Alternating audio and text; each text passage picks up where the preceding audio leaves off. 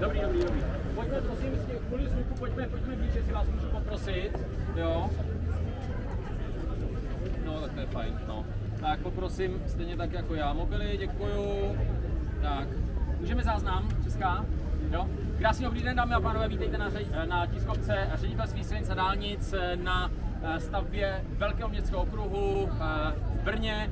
Vítám pana ministra dopravy, vítám paní primátorku, pana ředitele, oblastního ředitele Brno, Ředitelství silnic a dálnic, pana náměstka a další. Požádám o úvodní informaci v rámci dne otevřené stavby této stavby Velkého městského okruhu pana ministra. Dobrý den, důležitá zpráva pro Brno a Jihomoravský kraj, protože v předstihu 4 měsíců se zprovozní, a to už tuto neděli, ten hlavní tah právě tady na Tomkově náměstí a na Rokytově.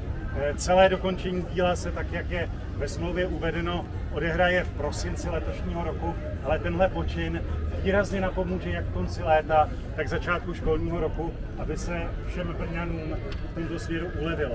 Ta stavba v budoucnu obslouží každý den více než 40 000 vozidel. Bude znamenat opravdu zásadní počin v tom, aby se podařilo postupně dokončovat brněnský velký okruh. Taky zároveň zmíním, že zatímco tady stavba bude finišovat, tak v případě Vinohradského tunelu tam se v krátké době začne budovat průzkumná štola, která pak bude součástí té další stavby, ale i to je investice za 800 milionů korun. Tohle je opravdu důležitý počin, jak z hlediska celé dopravy tady v Brně, ale pochopitelně bude to znamenat postupné uvolňování těch vážných dopravních komplikací v celé moravské metropoli. Nás také odpoledne čeká další důležitý počin na D1, ale ať už to je právě tady otevření, zprovoznění té hlavní části estakády nad Tomkovým náměstím a Rokytovou, tak to vnímám jako důležitou věc a pozitivní zpráva. Tohle je vlastně jedna z posledních příležitostí, jak se tady po té stavbě můžou lidé projít a prozkoumat, protože v okamžiku, kdy se sem v noci z neděle na pondělí dostanou auta, tak ten pohyb pěší už tady fakticky možný nebude. Tak je to mimořádná příležitost a stejně jako na jiných stavbách snažíme se ukazovat veřejnosti, za co se utrpí. Že to bude velký přínos pro všechny účastníky silničního provozu z celého Brna i ty, kteří tady projíždějí, ale zejména to uleví obyvatelům Brna severu, Židenic a Maloměřic, protože ta doprava, která byla vedena těmito městskými částmi, tak teď bude vedena tranzitně tady po té komunikaci, která má více než 1 kilometr. Chtěla bych dále říci a poděkovat, že v rámci té stavby došlo i k jedné významné změně. Byla učiněna příprava na to, aby tato komunikace mohla být napojena na nově vznikající štítová zbrojovka.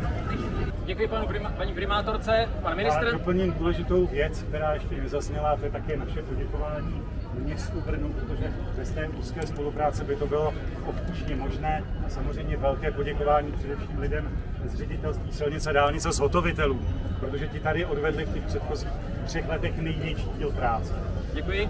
Požádám o slovo pana ředitele Fialu, ředitel závodu Brno, Ředitelství silnic a dálnic. Tak také za nás dobrý den, dámy a pánové. Já jsem chtěl děkovat významně, protože město Brno je tím jediným naším stálým partnerem na městském okruhu. Realizují se strategické stavby, já bych za to chtěl poděkovat Ministerstvu dopravy a samozřejmě městu Brnu. Je to velice významné a, jak jsem řekl, pro rozvoj regionu důležité. A na závěr bych chtěl poděkovat všem, kteří se na to podíleli, zhotoviteli, kdo jezdil kolem, viděl, jak ta stavba rostla před očima. Nejsem sice úplný odborník jako stavař, ale myslím si, že to byla stavba jedna z nejlépe řízených, kterou jsem mohl sledovat.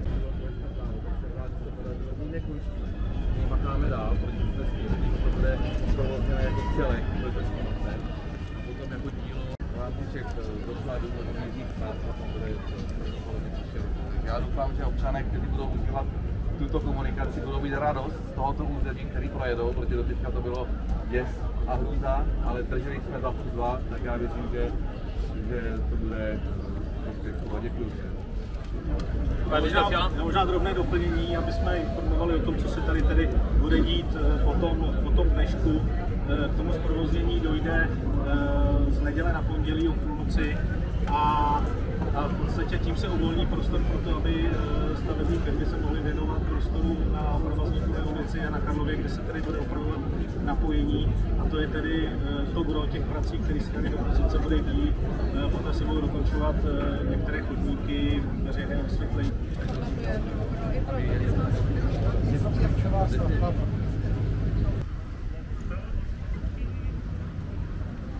To jsou